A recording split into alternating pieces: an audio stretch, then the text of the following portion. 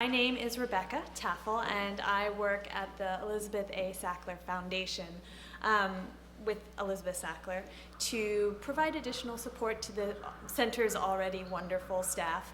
And so I'm thrilled to be able to be here today to introduce Hilde Holger, Her Legacy, the film screening. And then I'm doubly excited because we have Primavera Bowman and Stephanie Jenkins to talk about the film after the screening. For the past 5 years, the Elizabeth A. Sackler Center for Feminist Art has continued to fulfill its commitment to the past, present, and future of feminist art. Using its award-winning exhibition and education spaces, the Sackler Center strives to raise awareness of feminism's cultural contributions. Dialogue and debate about feminist art, theory, activism take place here in the center's forum, and groundbreaking exhibitions are held in its feminist art and her story galleries. If you haven't had a chance to go see the exhibition out in the galleries, I highly recommend it. It's called Materializing 6 Years, Lucy R. Lepard and the Emergence of Conceptual Art.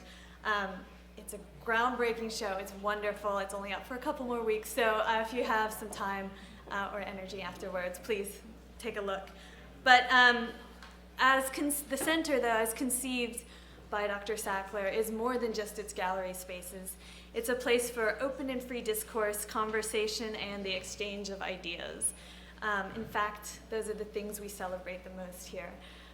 Dr. Sackler could not be here today because of some ongoing health problems, but she asked me to express how delighted she is not only to have the Hilde Holger, Her Legacy, screened here today, but also to have the privilege of a discussion by Primavera and Stephanie to illuminate the life and work of Hilde Holger, a pioneer of modern expressionist dance.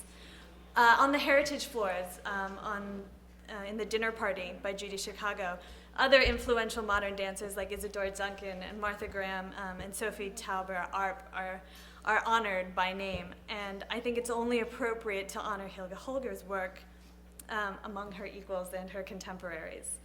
So before we start the film, I'm going to do a brief introduction of Primavera and Stephanie, and then we'll get right to the screening, and then the conversation will follow directly afterwards. Also, I quickly wanted to mention that there is a sign-up sheet in the back if you're interested in learning more about the film and more about Hilde. Filmmaker Primavera Bowman is Hilde Holger's daughter and an accomplished artist in her own right. She has impressive credentials in sculpture, dance, design, music, and film. She trained with British abstract sculptor Sir Anthony Caro at London's prestigious St. Martin's School of Art, finishing with first-degree honors. Primavera took her first dance lessons at the Hilde Holger School of Modern Dance in London and went on to receive extensive dance training here in the U.S. at the Martha Graham School, the Merce Cunningham School, and with renowned ballet teacher Maggie Black. She has been an instructor in the Alvin Ailey American Dance Center and performed with Twyla Tharp Dance Company, among others. Like her mother, Primavera was ahead of her time. She was a student of Zen meditation and yoga before either entered the mainstream. As a result of her fascination with movement and medicine, she developed a technique called alignment therapy and remains a dedicated teacher both here and in London. Since 2001, Primavera has been promoting her mother's legacy through performances, museum shows, lectures, workshops, an archive, and this documentary film. Stephanie Jenkins has been a producer for CNN for 13 years, focusing on political, international, and business news. In her current role as an editorial producer, she researches and writes interviews for the network's chief business correspondent, Ali Velshi. Before going into television, Stephanie was a print journalist and political risk consultant based in the Middle East. She has received a number of international fellowships, including a Fulbright to Jordan, academic scholarships to Israel, and journalism exchanges to Korea, China, Taiwan, Singapore, and Germany. She earned a master's degree in Middle Eastern Studies from St. Antony's College at the University of Oxford and a bachelor's degree in journalism and Hebrew literature with honors from the University of Wisconsin at Madison. Stephanie is a native New Yorker and currently resides in Brooklyn, New York. She dropped out of the Elaine Klein's School of Ballet at age 7, but throughout the years has remained an enthusiastic supporter of contemporary dance. And now, Hilde Holger, her legacy. In 2001, I had to clear through the house and I saw wardrobes, boxes, overseas trunks, all filled with my mum's legacy. A friend of my mother's saw HH very clearly stamped on one of the big overseas trunks, and he said, come on, just let's take a quick look. And I've been looking ever since, I have to say. So literally, for the last 10 years, I've been archiving and attempting to conserve what came out of all those trunks. I recall a telephone conversation I had from New York, and I was bitching that she never had time to talk to me. She was always busy working. And then she thought I wasn't taking her seriously enough, so she said, you will know who your mother is after I die.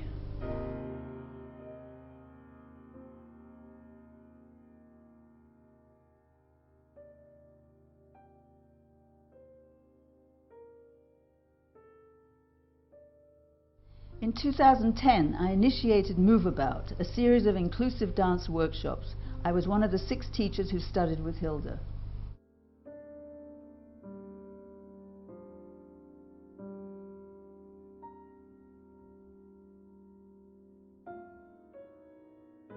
I had no idea when I knocked on the Hilde's door where I was going. At that stage, I just wanted to be, I don't even know I wanted to be a dancer, I wanted to be in dance. To make sure that people realize where we come from. She was instrumental to influencing not just me and Royston and Thomas and all the others. Lots of people who came through here in the studio, through those doors, have been influenced, I'm telling you. In their own way, they may not know it even, that have been influenced by her.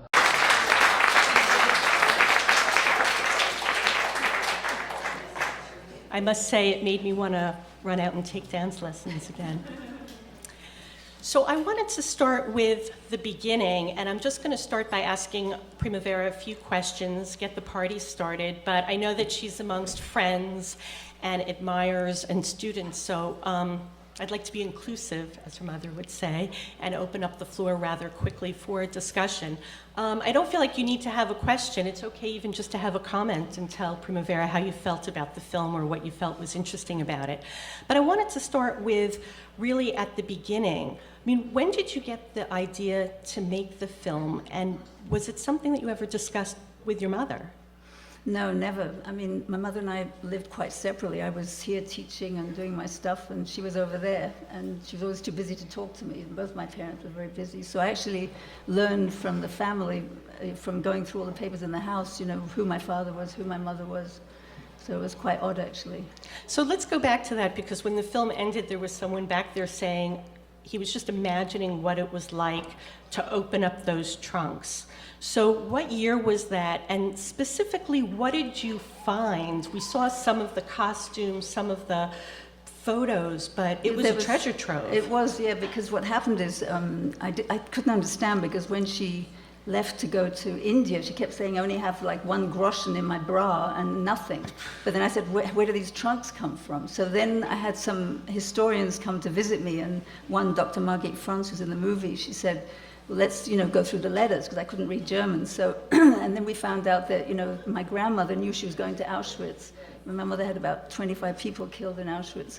So, friends, but mainly family as well. And so the mother knew, so she knew her daughter escaped to India, so she put everything in those trunks. When I had silk stockings with moth's eggs in it, I mean, absolutely everything, you know, everything to do with her career was in those trunks. So you were just saying that this is your awakening of who your mother is, and when we talked before the showing of this film, you had said to me that you actually didn't know that your mother was a famous dancer in Vienna. No, I had no idea, no. So this was the moment. Yeah, because then I saw these photographs and I read the reviews. There's like a whole house. If you go on the Hilde Holger website, we've kind of added a bit to the website, so you can see some of the things that, you know, that I have in the house in London.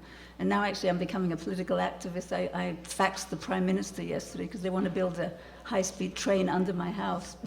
So that's yet another facet to all this. So, yeah, no, I mean, I forgot what I was going to say. about finding out that she was famous. Yeah, I saw these pictures where she was very beautiful, and when I was growing up, she started to become more and more arthritic.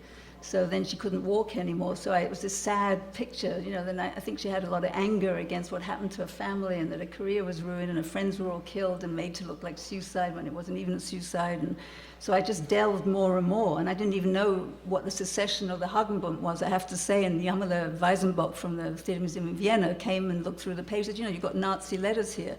I didn't know what I had. I was ready to just sell the house and throw it all away, So then a friend, how we met through Albert Mizak, he said, now let's start to look through. So then when we looked through, he left, went to America with his family, and I'm still stuck there going through all the stuff, trying to archive as a complete amateur, conservationalist and archivist. And this is like everything that I'm doing is nothing that I was trained to do.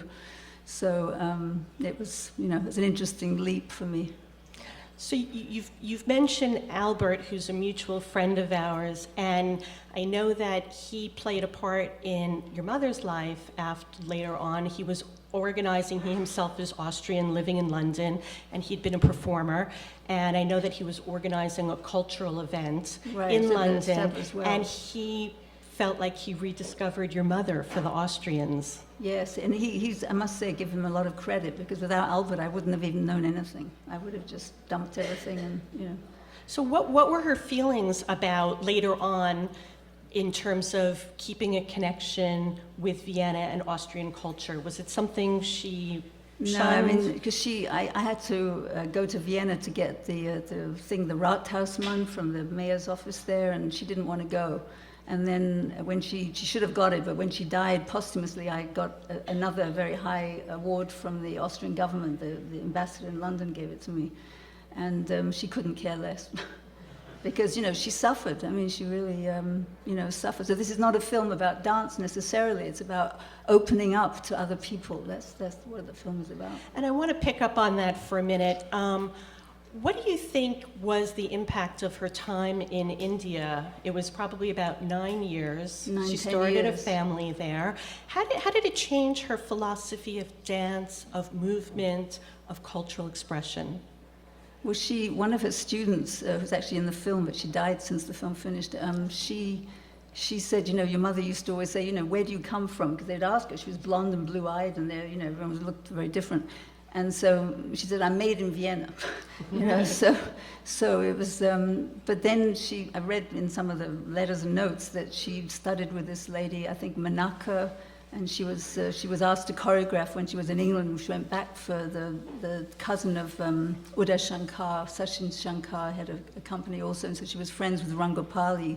He taught in her studio, and Uday Shankar and everyone. So she was very much involved in an artist came to draw in her classes, some Indian, some Western. So I think she's very much a person that breaks boundaries, for religion. I mean, here she's born a Jew, but she's doing on the altar of a church, and a lot of her themes are actually Christian Catholic themes, martyrdom of Saint Sebastian. I mean, there's so many, so she just didn't care about boxing people in. I guess I'm the same, as I wouldn't have faxed the Prime Minister yesterday. So. Well, I want to pick up on the inclusiveness, really, because, she had pioneered what's now called inclusive dance. And in a way, your brother, Darius, was her great teacher.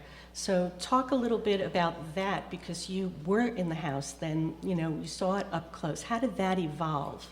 Yeah, I mean, he used to always watch, as they said in the film, he always watched the classes. And I remember once there was some quite, technically Royal Ballet good dancers. And they couldn't understand what my mother wanted. So my brother just suddenly came down the stairs, twirled and fell on the floor. He said, that's what I want. So, I mean, Down syndrome, I mean, I have friends that taught Down syndrome, and they say, their aesthetic sense is highly developed, of music. And once he played piano, he couldn't read music, but this concert pianist came to the house. Said, who is that musician? The rhythm is incredible. And, just banging away, but, amazing rhythm. But he didn't have the right, he didn't, you know more. Here's a doctor of neuropsychology, so she knows more. But Yeah, no, it's interesting. I mean, my brother, it's very interesting. I talked with a friend who's also in the audience that it would make a great feature film because, you know, this person had 3 holes in his heart, wet lungs, Down syndrome, I mean, you know, couldn't do anything hardly, and yet he influenced my father that came up with a non-toxic cure for cancer that he was researching with Aston University, and then my mother came up with this inclusive dance, and now you see, you know, Royston had got an OBE from the Queen, and, you know, it's a big thing. America hasn't reached here. It's just beginning, I think, you know, but it's been going since the 70s, 80s in Europe and England, called community dance, inclusive dance. Would you say that that's her legacy? I think that's what that, I mean, you see, the problem is that, you know, there's very few people remember her from Vienna. I mean, I have letters saying that she looked like Jesus Christ on stage, like the Madonna, and, you know, so that's all I have. There's no footage. I mean, so we reconstructed those early dances for the British Museum, for the Theatre Museum in Vienna, but there's nothing really there. So what, the living legacy is the inclusive dance, for sure, yeah. Right. You talked about this as a very human and emotional story, not just a story about dance.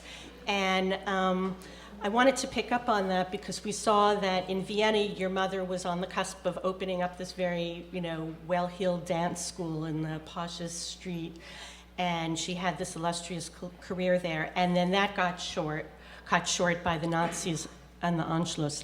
And then again, she's about to open up this dance school, or she did in Bombay, and again, she has to leave because of war. And we see finally she does, and she has this tremendous legacy as a choreographer and a teacher.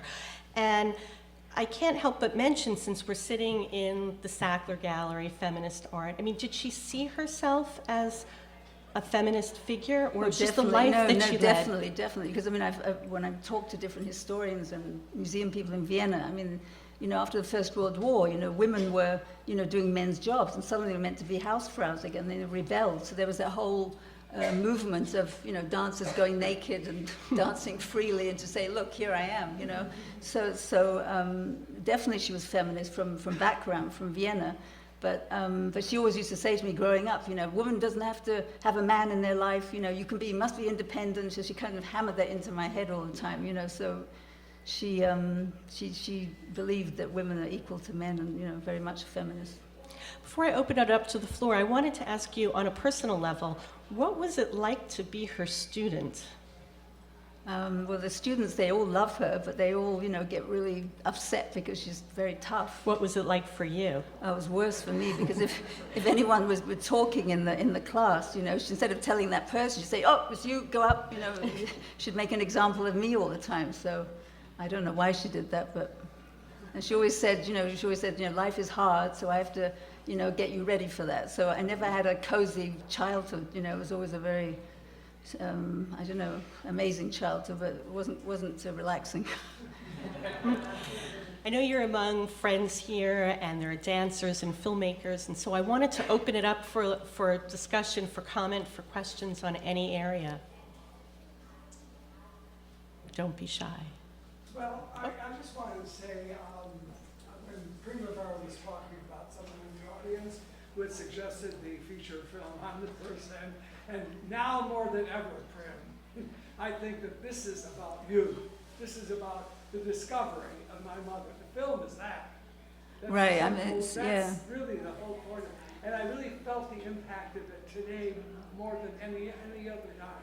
I've seen it. It's funny because there's another friend in the audience, Serge Raoul, and I talked to his son the other day, and he's making a film on his father and on the restaurant Raoul's, and exactly ditto, word for word, Karim was saying the same. Is this a film about the change in Soho? Is it a film about the restaurant? Is it a film about my father? Is it a film about me? What do I want? So I said, join the club. Yeah. I mean, there are two stories here. There's her story and then there's your story. And we discover her through your eyes. Right. As you discover. Because that's all there is. I mean, I don't have even, you know, footage of her. Right. Or Darius, do you think that she would have developed this philosophy of inclusive dance? I think to a certain degree, yes, but not to the complete extent that she did, because, you know, because of what she did with my brother, then Wolfgang, you know, you saw that there were completely people with MS and all kinds of, and blind, and they're performing, and they love it. I mean, they live for those performances, and, you know, we went to Vienna together, and And so maybe it wouldn't have quite been such a dramatic shift, but definitely, I She mean, would have gone that way anyway? yeah, because, going to India, she crossed so many boundaries. I mean, she was born into a kind of a wealthy family, and then it went down after the First World War, and she met Franz Josef, and, in India she met Gandhi, and I have a signed picture of Gandhi that you saw in the film, but then, more and more as she developed, she became more compassionate, less the narcissistic, artist, solar, here I am, look at me, and more like, let's give some love out, let them experience what I experienced through my art form. Can everybody hear the questions, by the way? Because I'm happy to repeat them. Go ahead. Do you think, you know that your brother passed away not too long ago. Do you think that your mother's dance instruction with him helped his lifespan? I think so, definitely, because with the carers, I used to be very involved in his care since my mother died for 10 years, and they said, something very special about him, he always says thank you, and he's, all the carers said, so much so that actually the website for my mother is done by one of the carers, because, he influenced people with all his problems, he influenced people, and everyone, I'd take him to doctor appointment after doctor appointment, x-rays, this, that, and then, the doctors would be sitting there, waiting for the x-ray machine, and after, he said, oh, thank you. And they would have a big smile, every time, afterwards. He would change people's lives. People on the street would say, oh, there's that nice man. He would like stand back. He could hardly stand up and let the old lady pass, So that he learned from my mother, from being around normal people and not being locked up like some used to do. So as much as it extended the length of his life, probably also the quality of his life, definitely which was a the big quality, part of it. definitely, yeah. Other questions? Go ahead.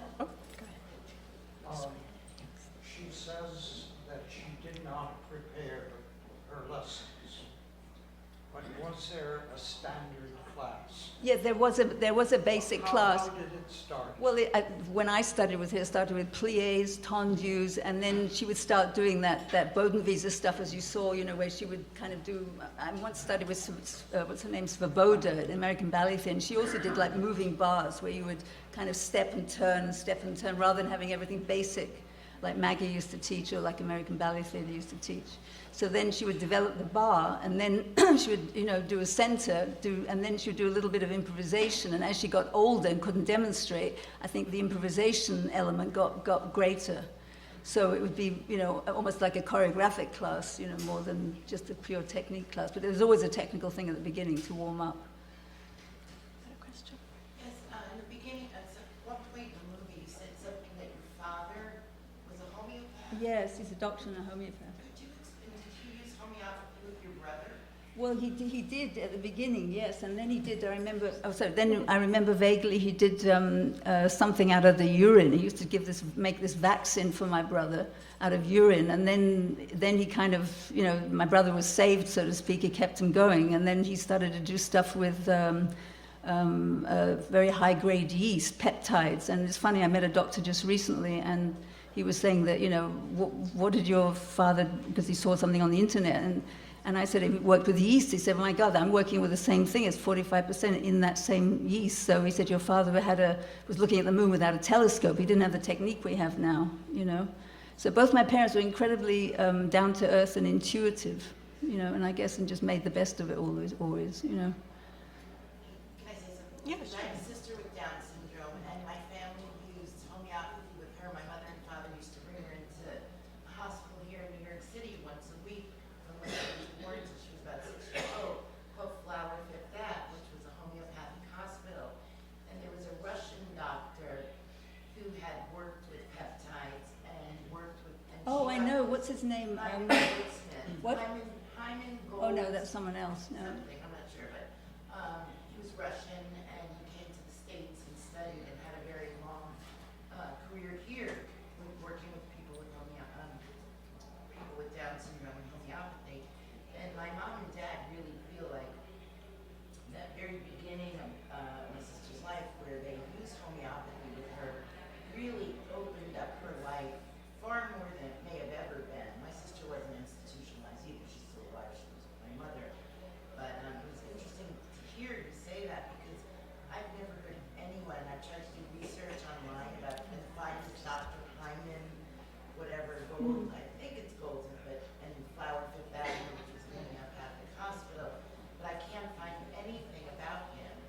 you know, homeopathy got wiped out. Rockefeller used homeopathy, the Queen of England uses it, and Prince Charles uses homeopathy, and they always made fun of. But I mean, for chronic diseases where, you know, it's not an acute situation, homeopathy sometimes can cause miracles where allopathy cannot, you know, so... Yeah. I mean, but also, you know, the other thing is the movement thing. I mean, movement is such an important thing because you're using your left and your right brain, your physical, your emotional, your mental. And, you know, we sit now on the computer and I worry for these kids because all they do is this, you know, they don't move, you know. They don't get any sunlight. My sister has danced pretty much her whole life. There's a wonderful woman that has dedicated her free time for years to a group of kids, people in New Jersey. It's just wonderful that there are people out there like that that will dedicate their lives to people with disabilities. And so it's really quite a surprise to come here and hear. I had no idea. All I knew was that your mom was from Vienna and escaped Nazis. Right. So I came today expecting a story about that and found a story about Yeah, no, there's multiple stories because not only her but her students and her, you know, it's multiple. It's a feature film, I think. As a former student of your mother. for Oh, 7 hi, years, Louise. yes, Oh my God, I remember you when I was a teenager. Wow, great that you came. You know, in dancing in her company with Carl. Saw Carl, wonderful Carl, and Wolf. You're in that picture there. Yes. And I just wanted, I feel such enormous gratitude to both of you for bringing her story. You know, your mother was a Tartar, an absolute Tartar, and she would terrify us and so many others.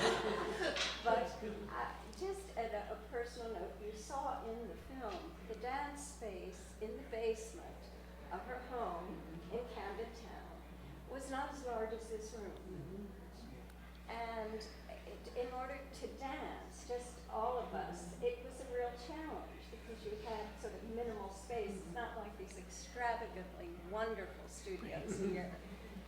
And of course, The challenge was part of it. it was, and it's just as you said, there was a structure to the class. And I always have a very sweet memory of your mother because we would be just driven madly as dancers, but often at the end of class, and particularly when we were in performance, she would bring this tiny 30-inch table into the middle of the studio, put a tablecloth on it, and serve us tea and butter biscuits. I don't remember that. And so she was, you know, perhaps we had the best mothering from her. I think so. Yeah, I was a bit jealous. Yeah, but are you still weren't you a psychologist? I'm vaguely. So, yeah, I remember your face now immediately. But how did you find this? How did you know? I thought I was hallucinating. I opened time out. Oh, you saw. To buy things to do. Wow, you see how the circle is amazing. Unbelievable. Because I had been having fever, I actually thought I was hallucinating. That's great. Yeah, because I lost touch with you. You know, there's I don't know. There's another student that was jumping on the beach in Jehu. I don't know. Nagesh, is she here? She said she was coming. I don't know. But anyway, yeah, she's now Nagesh. I've traced her through the letters, and she's a doctor, a very fine doctor at Albert Einstein. But I don't know if she came. Wow, what a treat to have you here.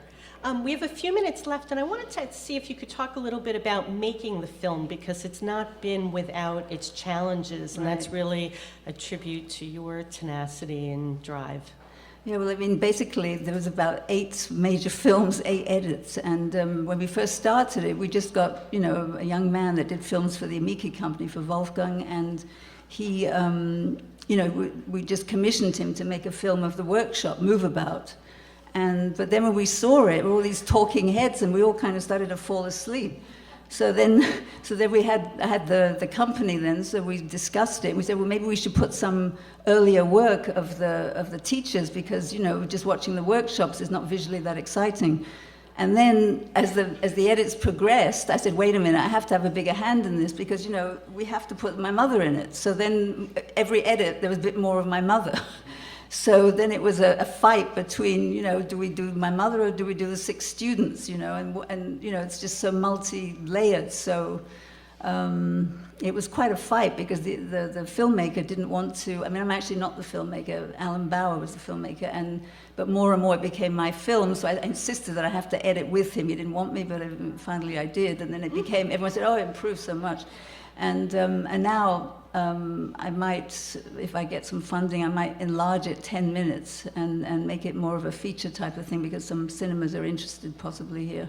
And originally we made it for television, but we have a lot of copyrights within the film, even though it's my mother and I own the film, etc. You know, that first picture of my mother where she goes like this, Getty Images wants to charge me 100 for my own personal use, £100, and about 4,000 or 5,000 for broadcast. I mean, that's only one picture, and it's my mother.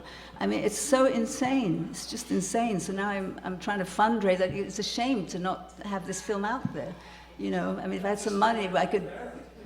Yeah, so it's the usual thing. I mean, a lot of films, they sit in closets because they can't pay the copyrights to the broadcasting, you know, for clips that they have, etc. And it's becoming out of hand, actually. You know, so. I had one more question before we have to go, but before I do that, I wanted to mention that there's a sign-up sheet in the back on a clipboard. Just your name and address if you wanted to keep in touch as, you know, her legacy in archive and film progresses, so that Primavera has a way to reach people who came out today and are interested. So the last question I wanted to ask you really was, if your mother was here today and she saw this film, I know she was a tough cookie, what would she say? It's very, very difficult. I don't know. Because she's incredibly critical. I mean, that's why I think I grew up like this. Because nothing was good enough, you know. It's that thing, if you're a surgeon, why aren't you a lawyer? You're a lawyer. No, why aren't you a judge, you know? So I don't know what she would say, but I think basically deep down, even if she doesn't say it, she probably would be very flattered that I took the time, because I've actually taken about 11 years out of my own life. And, you know, some of my students, they say, well, when are you coming back to New York? You know, I go back and forth because I have this house which now the British government wants to dig a tunnel underneath. So that's yet another thing. And I'm trying to save the archive. So I'm trying to get it into a good institution that would, you know, take proper care of it. Because it's a shame I did all this work and she carted it from one way or the other, from Vienna to Bombay to London. And you know, it's already attracted, I mean, one historian and writer is in the audience, Lena Bernstein, you know, I've already attracted a lot of people, and actually I'm becoming a hub for all these people because my mother was all over the place. You know, so people are connecting through me putting her story up in one way or the other.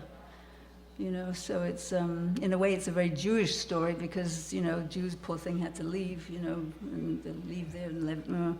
And then, you know, but it's also a contemporary story because, I mean, the same thing's happening now with the Muslims and the Christians and the fighting in Syria, and there's nothing changed, you know, so it's a universal story. And I think, you know, if I had a little bit more money, I would like to extend it to kind of push that. I think the thing with Wolfgang at the end with the tsunami and with the Tamil tigers and the government soldiers is very moving. It's too bad it's only very amateur footage, but I think even that, it you know, the heartstrings kind of, you know, twang.